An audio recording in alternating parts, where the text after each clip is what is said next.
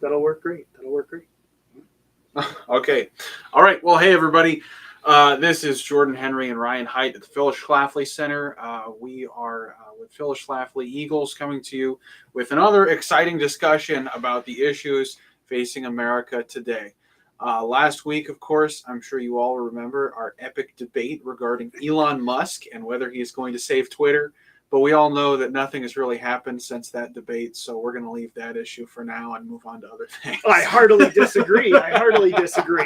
He turned down the position on the board, or they turned him down. Now he's offered to buy the whole thing. Yes. We're far from over. I think that Elon Musk still may yet save Twitter. Yeah, so some inside baseball here. So, a couple days ago, whenever Elon turned down his spot on the board, Ryan actually sent me an email saying, "Oh, well, I forget how you put it. I think you might have won after all." And then I almost conceded, but gratefully I did not, because I found another article detailing the strategy of how Elon's doing all of this on purpose. So yes, I quickly found it and recanted my almost concession.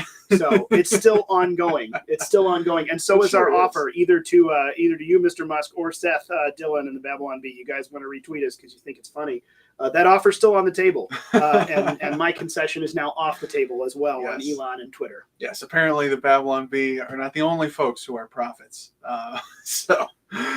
Anyway, but hey, whether you are Seth Dillon, Elon Musk, or anybody else, we encourage you to like, share, and subscribe this video so that we can expand our reach even more and so that more people can have these kinds of discussions like what we're having. Today we're talking about abortion in America. And is that becoming the number one issue in the political dialogue? You might have seen, especially if you're on our daily emails that we send out. If you're not on those emails, you can sign up at phyllisschlafly.com. Just type in your email there, and you will receive every day a list of the top headlines that we see going on around the nation. That we try to, we keep things short. We know people are busy, so we keep that brief so that you can be informed on what's going on just by having a few quick headlines to read through some articles and stay informed. So if you're on that, then you saw yesterday that we have a crazy amount of things going on at once with regards to the pro-life movement. So the Oklahoma governor signed a total ban on abortion in his state. Meanwhile, over in California, they have a bill pending right now which will legalize not only abortion to all 9 months of pregnancy, but also will actually open the door for literal infanticide, killing a child after birth.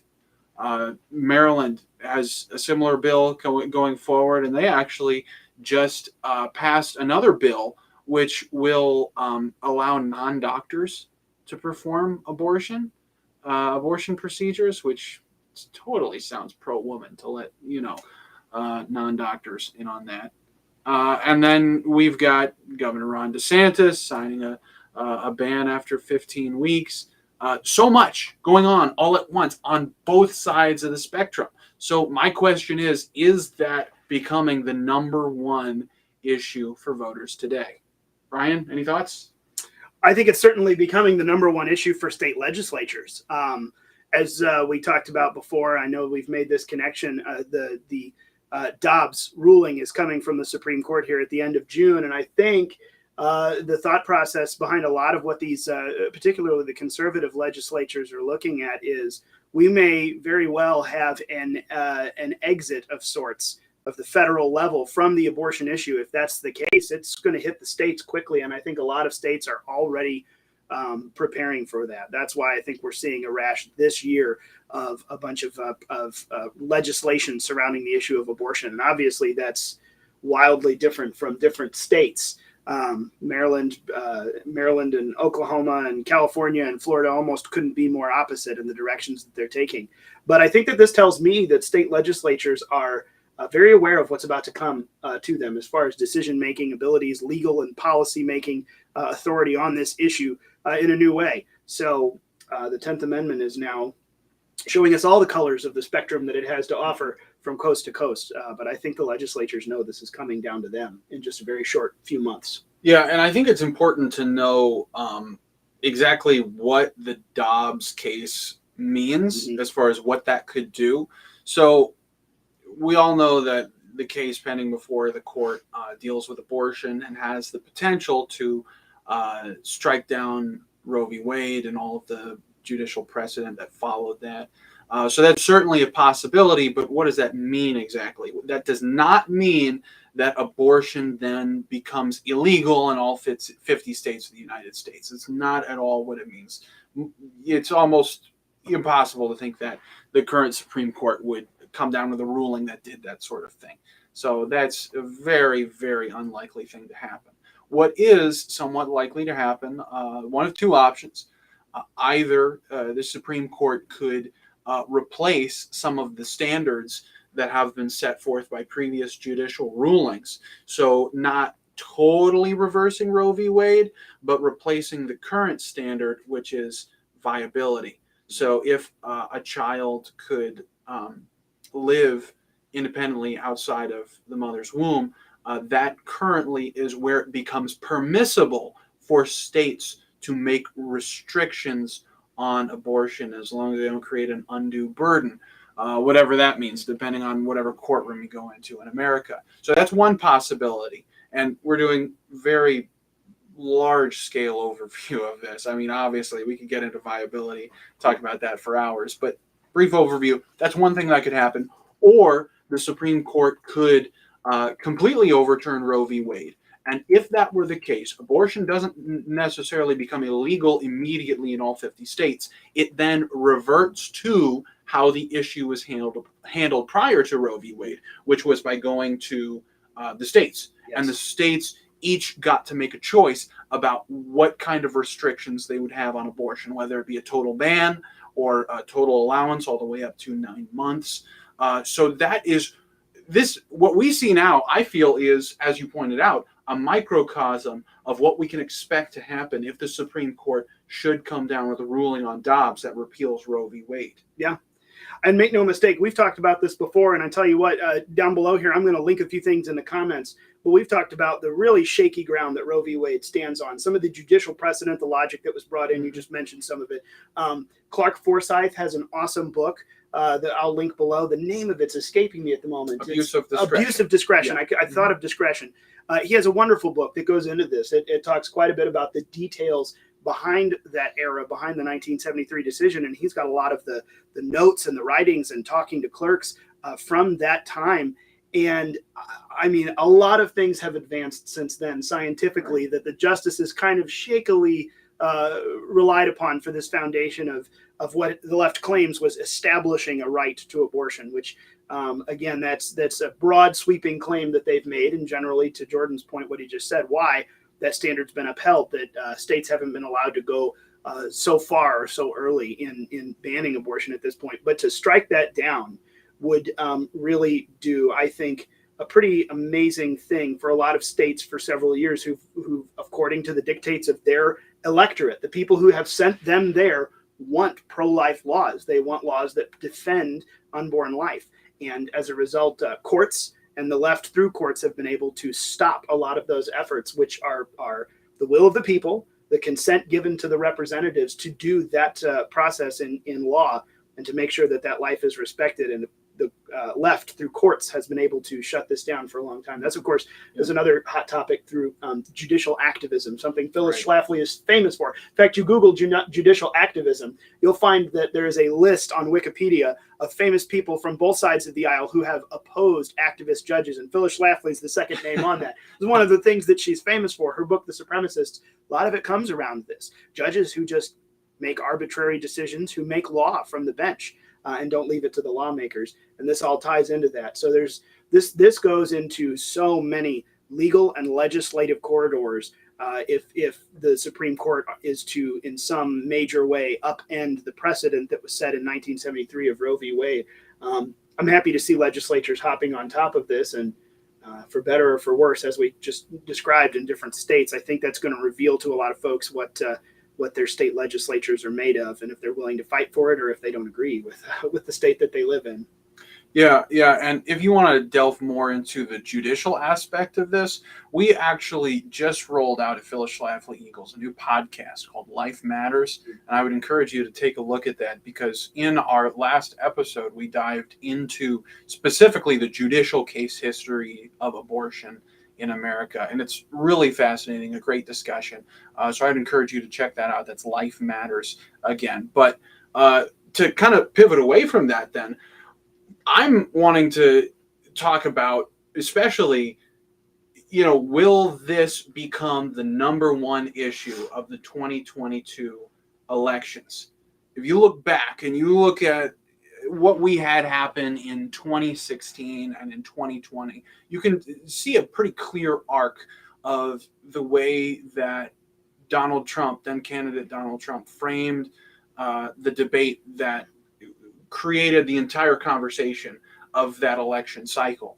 Of course, there was build the wall and immigration. That was a huge thing. But I would argue that probably the biggest issue that people were concerned about in 2016, especially into a substantial extent 2020, was the idea of draining the swamp, of not letting we the people be to be put underfoot by the media, by big government, now by big tech, like we talked about last week.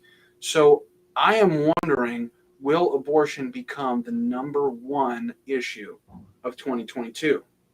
You don't have one specific personality like Donald Trump or Joe Biden even that's running on a national scale. So we got to think in terms of state races, but also in terms of the House and the Senate and all of that. And my inclination would be to say that if Dobbs does come down with a decision that puts Roe v. Wade into the dustbin of history, I think abortion becomes issue number one. I really, really do, because people are going to very quickly realize that it's going to be up to their state legislators to make their voices heard on this issue. And I don't think anything is going to motivate people on either side more than this issue. Ryan, can you think of anything else that would motivate people more? Actually, I can. I think that schools. I think that schools and the radical gender ideology issue have become the hottest topic for 2022. Mm-hmm. I would be inclined to agree with you, though, that this will be one of the biggest, especially if Dobbs strikes down any major portion of Roe v. Wade or the entirety of it, and it reverts back to the states, or potentially they institute something new. I don't think it'd be worse, but institute something new. Either way. One thing I'm convinced of, I think that just as we saw the era of Trump in 2016, what was popular, what played well, I think what we're noticing now is this is the era of, I hate to say Glenn Youngkin, because it's not about Glenn Youngkin, but right. What Glenn Youngkin's election in Virginia showed us is, and I think the Federalist put it into these shortened terms, the best I'd heard it, that social issues are the big tent issues. Because for years, standard political consultants, especially on the GOP side, have told people avoid the social issues. It's touchy. People care about taxes and the economy. Well, we do. We care about our pocketbooks. We care about balancing our budget, demanding that the government balance theirs, which is our money. This is a big deal. But the social issues aren't to be ignored. And I think, if anything, Virginia 2021 showed us a preview of 2022. Angry parents at school board meetings who, thanks to COVID, one of the very few things I'm thankful of through all of the COVID shutdowns, is that parents saw on their kids' screens what was going on and realized the indoctrination, not just from curriculum, make no mistake, but from the teachers and from a lot of things handed down, not by every teacher, I qualify, but things being handed down that were just indoctrinating values into their kids that they didn't agree with and they had no idea was going on. And that fired them up. And I think that fire continues today. And I think that concerned parents at school board meetings, I think people paying attention to the local level and all the way up, I think that fire is there. And it all comes back to the morality of the radical gender ideology versus the traditional values of America. And I think that this fits right in with that. Sure. So I think that the social issues are going to be front and center 2022. I still think that it won't be abortion that is the biggest issue, but I think that it fits in the same vein the moral issues, I think, are the Big Ten issues. And for conservatives, that's good news. I think we need to be bold. I think conservative candidates and policy organizations should be bold in their pursuit of the right policy that we see as moral and fit and good in America, because I think people agree with us. Even if it's been dormant for a lot of years and off the radar, I think that when challenged by a very radical left-wing version that we're seeing now, I think a lot of people, they're inclined to be on our side quite a bit. That sense of morality is still there. So maybe not abortion number one, but I think it fits in with what is number one, which would be kids and the radical gender ideology that's permeated all of education now. Yeah, that's a really good point. That's a really good point. One thing I would add to that, though, is that I don't think that the pollsters and the pundits on the left see the radical gender stuff as being the platform for them to win on this year. So I would say that most likely the left will try to talk more about abortion than maybe even the right will. I don't know. So obviously, I think that we need to talk about both. And this is not necessarily to exclude talking about economic issues. I mean, every gas station you go to is a billboard for more conservative principles. Yeah. So there's kind of some of everything that has to be thrown in there. Yeah. But I think the left will probably, like California is doing, try to drive the debate more to talking about abortion to avoid talking about the schools. Very possibly. I think you're probably right. And one thing that's interesting, it's something we've talked about for a while now. The left has for a long time driven their narrative very successfully about rebranding the issue of abortion as reproductive rights. And of course, they're big fans of making human rights out of lots of things. But in this case, in 2020, we kind of had the line that we could throw back at them when it came to vaccine mandates. Hey, my body, my choice, right? This is your line. And yet suddenly we're not allowed to make. But it brings an interesting perspective because they've so far so successfully used that. Now that a lot of these states, though, are going either so far to the radical left in permitting abortion, even infanticide like California, and also coming back to the far side of the conservative part of this issue, even like Oklahoma, making it a felony at any level to perform an abortion.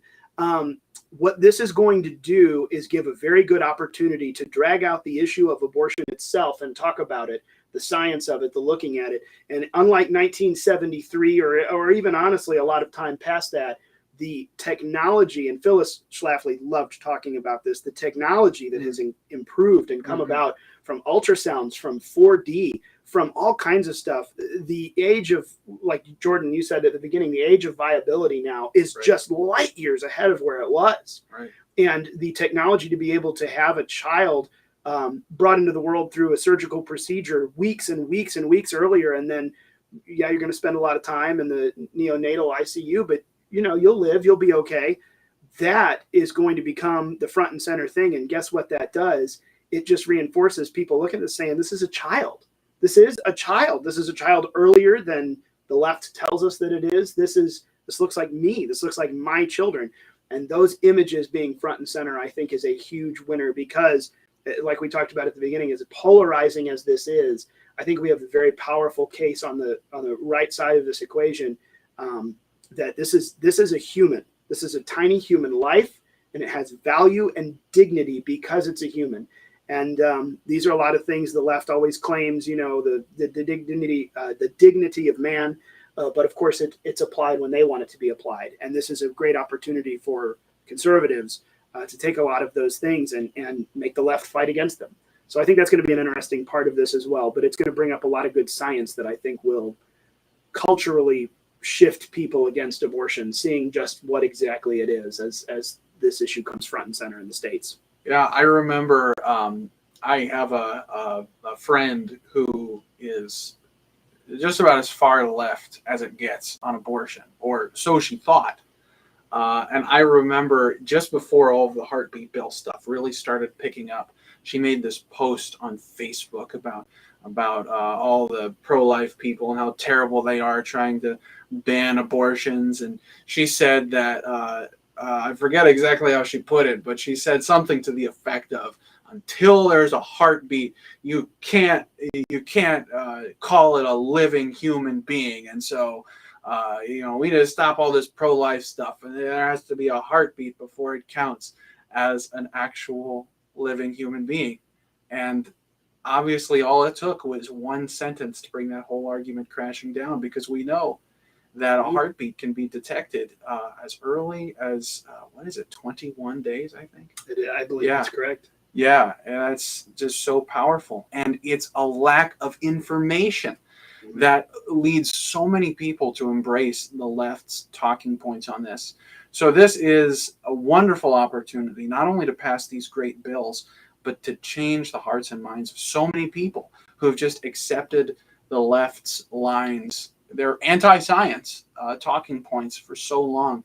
And this can start the conversation that I think is really, really going to make a big difference, not only politically, but also in terms of the national conversation about abortion and how we view human life itself.